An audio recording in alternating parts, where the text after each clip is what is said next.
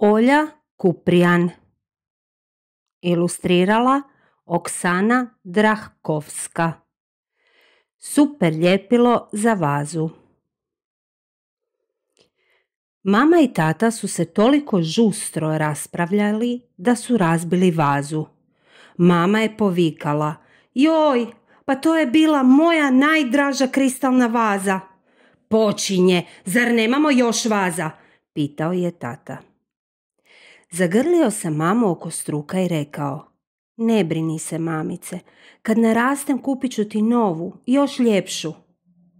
Ali se mama iz nekog razloga rasplakala. Na to se tata razljutio i zalupio vratima. Navukao sam mamine rukavice, pokupio velike komade stakla i stavio ih u kutiju. Kutiju sam sakrio u ladicu. Htio bih zalijepiti vazu, ali me staklo mami na igru. Na svijetlu tako lijepo svjetluca, no bolje da ga zalijepim. Možda onda mama i tata neće biti tako uzrujani. Staklo se rasulo u cijelu hrpu sitnih komadića i krhotina, toliko sitnih da ih metla nije mogla dohvatiti.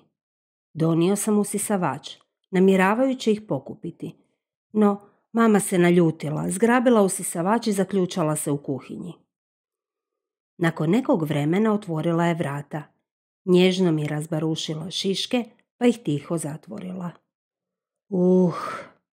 Zanimljivo, hoću li uspjeti zalijepiti vazu i je li potrebno posebno ljepilo? Prišao sam tati i upitao ga: "Gdje je ljepilo za vazu?" Nasmijao se glasno pa rekao: "Hajde, potražit ćemo ga zajedno." Tata je otvorio stranicu na internetu i dugo povlačio miša amo tamo, kao da se igrao. "Tata, ljepilo!" podsjećam ga. "Oh da, naravno." Tata je prestao pomicati miša i započeo slovkati: "Super ljepilo." Tako je, super ljepilo za vazu. Poradovao sam se i zatvorio oči. Uvijek to učinim kad si nešto zamišljam. Dok je tata tražio, ja sam zamislio ljepilo u odijelu Supermana. Imao je povez na poklopcu i veliku sliku vaze na trupu. I crveni plašt. Na kraju je tata rekao kako se super ljepilo nalazi u ormaru u kuhinji i da bih trebao pitati mamu. A on sam nekamo je požurio. Taj je put za sobom tiho zatvorio vrata i stavio prst na usta kao da je to naša zajednička tajna.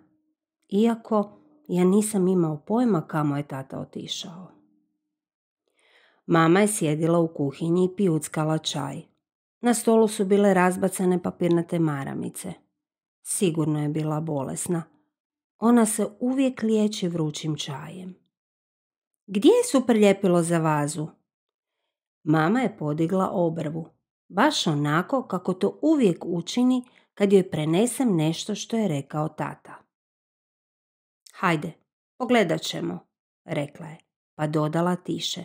"Iako znaš da tu vazu više ne možemo zalijepiti, ma koliko se trudili."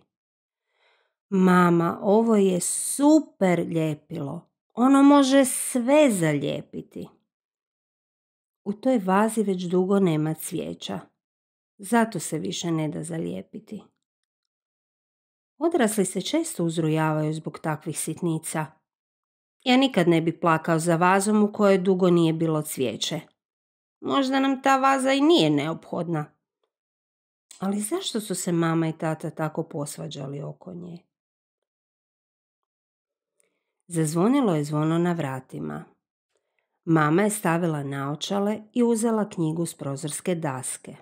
Aha, uvijek sam sumnjao da mama može čitati naopačke. Još jednom je zazvonilo. Mama se nije obazirala. Sigurno je knjiga jako zanimljiva. Uzeo sam malu stolicu i stavio je pred vrata. Pogledao sam kroz špijunku. "Tata, ali zašto se sam ne otvori? Možda je izgubio ključeve." Sišao sam sa stolca, stao na prste i otključao vrata. Na pragu je stajao tata. s velikim buketom bužura. Za tren je čitav stan mirisao po bužurima. Mama je čitala cijelo vrijeme. Tata je iz ostave uzeo praznu staklenku od 3 litre i napunio je vodom. Stavio je božure na stol. Bili su bijeli s ružičastom sredinom. Kako što je i bilo za očekivati, mamu je privukao miris. Ona se osmijehnula. Tata ju je zagrlio, a iz ruke joj je ispala poruka. Zašto ona ponovno plače? Imao sam cijelu hrpu sjajnih komadića. Ja sam stajao tiho, pretiho. Bilo me strah da nešto ne razbijem. Uostalom, svi znaju da se vaze razbiju kad netko galami, ili trči po stanu, ili se svađa. Ne smijemo zaboraviti staviti cvijeće u staklenku. Pomislio sam i uzeo jedan komadić stakla. Odlično,